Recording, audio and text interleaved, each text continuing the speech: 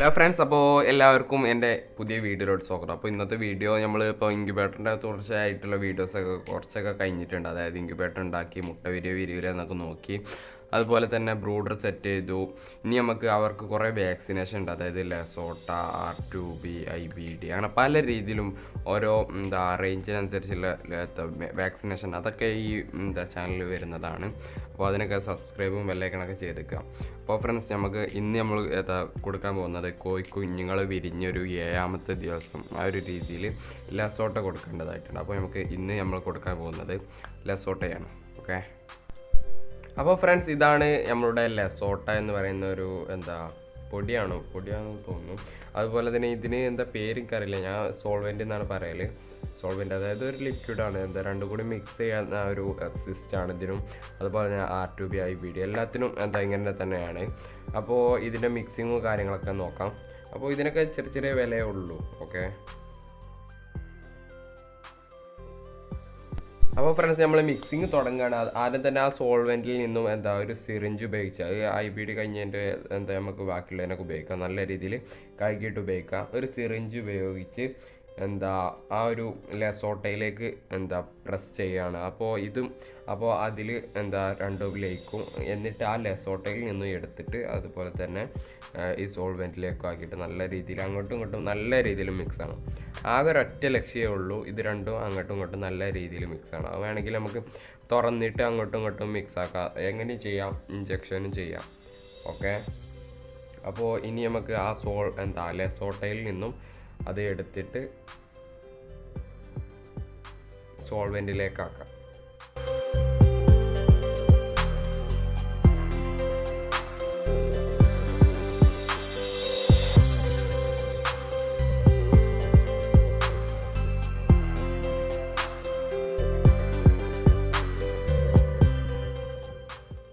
അപ്പോൾ അങ്ങോട്ടും ഇങ്ങോട്ടും നല്ല രീതിയിൽ തന്നെ മിക്സ് ആയിട്ടുണ്ട്. അപ്പോൾ ഇനി നമുക്ക് ആ സിറിഞ്ച് മാറ്റി വെക്കാം.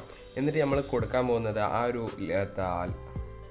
സോൾവെൻറ്റിൽ നിന്നും കണ്ണിലേക്കാണ് ഒറ്റിക്കേണ്ടത്.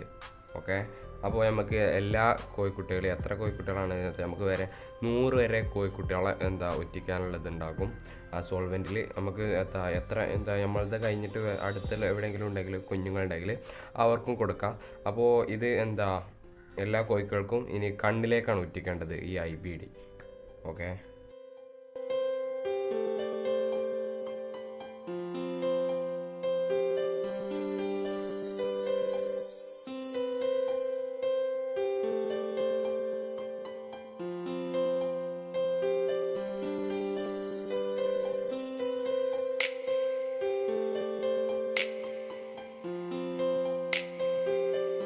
അപ്പോൾ ഫ്രണ്ട്സ്, ഈ IBD ഇത്രയേ ഉള്ളൂ. IBD ഒരാഴ്ചയിൽ ആ ഒരു ഇതിൽ കൊടുക്കേണ്ടതാണ്. ഇനി നമുക്ക് R2B അങ്ങനെ പല ഈ ലസോട്ടൻ ഒന്നുകൂടി കൊടുക്കാണ്ട്.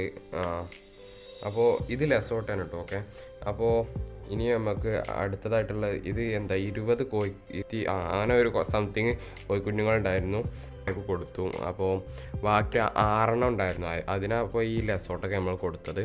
മറ്റതൊക്കെ നമ്മൾ അന്ന് തന്നെ കൊടുത്തിട്ടുണ്ടായിരുന്നു. അന്ന് നല്ല ഒരു 2 ദിവസം കഴിഞ്ഞ് അപ്പം തന്നെ ഒരു താത്ത ചോദിച്ചപ്പോൾ നമ്മൾ കൊടുത്തിട്ടുണ്ടായിരുന്നു. അപ്പോൾ ആ 6 ഫുള്ള് ഫാൻസി, അല്ല 2 നല്ല ഫാൻസിയും ബാക്കിയുള്ളൊക്കെ ഒരു ജോഡി, അതായത് 2 കൂടി ഫാൻസി നാടനും ചേർന്ന ആ ഒരു രീതിയിലും കൂടി ആയിരുന്നു.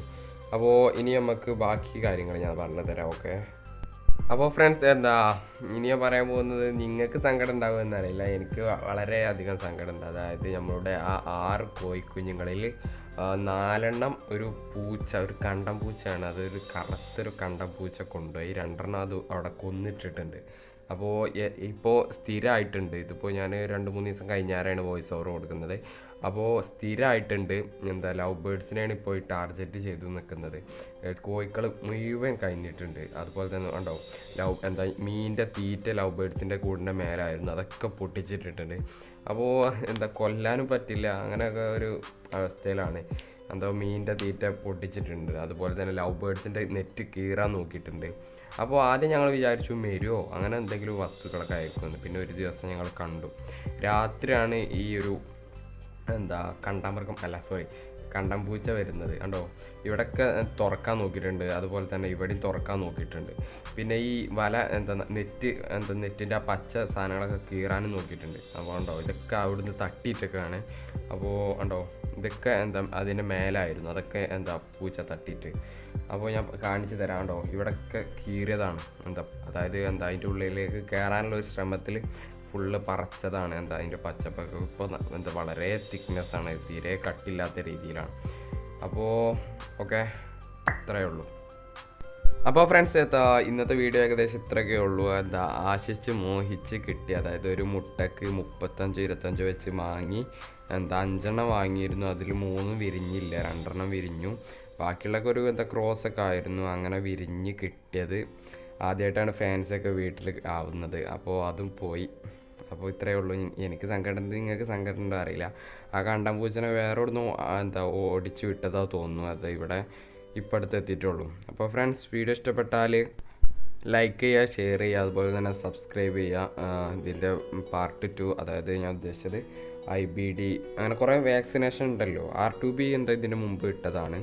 അപ്പോൾ ഫ്രണ്ട്സ്, നിങ്ങൾക്ക് ഈ വീഡിയോ ഇഷ്ടപ്പെട്ടാൽ ലൈക്ക് ചെയ്യുക, ഷെയർ ചെയ്യുക, അതുപോലെ തന്നെ സബ്സ്ക്രൈബ് ചെയ്യുക. അപ്പോൾ ഫ്രണ്ട്സ്, ഗുഡ് ബൈ.